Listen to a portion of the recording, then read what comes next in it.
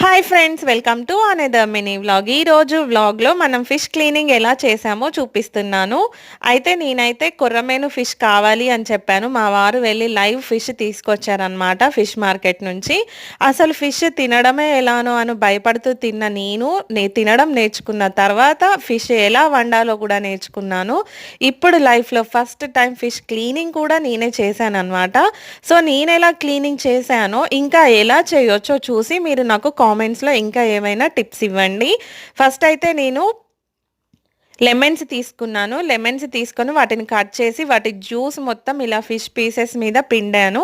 పిండిన తర్వాత వాటిని చక్కగా కొంచెం సాల్ట్ కూడా వేశాను వాటి మీద. సాల్ట్ ఏసేసి కింద గచ్చు మంచిగా నీట్‌గా క్లీన్ చేశాను. క్లీన్ చేసిన తర్వాత వాటర్‌తో కడుక్కొని అక్కడ ఫిష్ పీసెస్ వేసి ఇట్లా లెమన్ జ్యూస్ వాటి మీద స్ప్రింకిల్ చేశాను. చేసిన తర్వాత వాటి పైన అయితే అన్ని పొలుసులు ఉన్నాయి. వాళ్ళు సరిగ్గా అవి తీసి ఇవ్వలేదన్నమాట. సో పైన ఉన్న పొలుసులన్నీ మనం గచ్చు మీద వేసేసి బాగా రుద్ది క్లీన్ చేసేసాననమాట. ఇండైరెక్ట్లీ నేను ఫిష్‌కి మళ్ళీ మంచిగా ప్రాపర్‌గా స్నానం చేపిచ్చేసాను.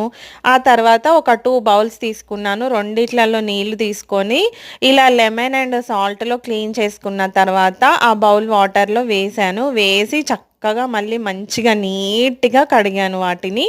కడిగిన తర్వాత ఇంకొక ఎంప్టీ బౌల్ తీసుకొని వీటిని అందులోకి షిఫ్ట్ చేసేసి ఈ కడిగిన వేస్ట్ వాటర్ ఏదైతే ఉందో అది పడేసాను. పడేసిన తర్వాత మళ్ళీ సెకండ్ టైం మళ్ళీ ఇదే ప్రాసెస్ రిపీట్ చేశాను. మళ్ళీ ఫిషెస్ మీద సాల్ట్ వేసేసి మళ్ళీ లెమన్ జ్యూస్ పిండేసి మళ్ళీ క్లీన్ చేశాననమాట. ఇలా ఈ ప్రాసెస్ని ఒక 2-3 టైమ్స్ చేశాను. చేసి మళ్ళీ లాస్ట్లో కూడా ఇక చూసారు కదా, ఎంప్టీ బౌల్లో మళ్ళీ ఫిష్ పీసెస్ వేసి మళ్ళీ వాటి మీద లెమన్ వేసేసి సాల్ట్ వేసేసి క్లీన్ చేస్తున్నాను. ఆ తర్వాత ఒక 5 మినిట్స్ కూడా వీటిని మళ్ళీ కొంచెం సాల్ట్‌లో, పసుపులో నానబెట్టాను. నానబెట్టి ఆ జిగురు, ఆ స్మెల్, ఆ నీచు వాసన అదంతా పోయేదాకా చక్కగా ప్రాపర్‌గా క్లీన్ చేశాను. అసలు ఎంత టాస్క్‌లా అనిపించింది అంటే నాకు, ఎప్పుడు ఫిష్ తీసుకొచ్చినా మార్కెట్‌లోనే కంప్లీట్‌గా 100% క్లీనింగ్ చేపిచ్చి తీసుకొస్తారు. లేదు అంటే మా అత్తయ్య గాని, మా అమ్మ గాని ఎవరుంటే వాళ్ళు క్లీన్ చేసి ఇచ్చేవాళ్ళనమాట. ఇన్‌ఫాక్ట్ వాళ్ళే ప్రిపేర్ చేసి కర్రీ అయిన తర్వాత పెడితే తిన్న నేను ఇప్పుడు మొత్తం క్లీనింగ్ నేనే చేసి, నేనే పులుసులు చేసి, నేనే ఫ్రై చేసే స్టేజ్‌కి కూడా వచ్చేసాననమాట.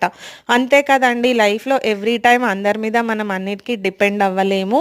ఏదో ఒక టైంలో ఇండిపెండెంట్‌గా మనం అన్నీ చేయాల్సిన టైం వస్తుంది. మనకి పిల్లలు పుట్టారు, వాళ్ళు పెద్దగా అయితున్నారు. కాబట్టి మనం చేస్తూ నేర్పిస్తూ ఉంటే మనల్ని చూసి వాళ్ళు నేర్చుకుంటారు. ఈ వీడియో నచ్చితే లైక్ చేయండి.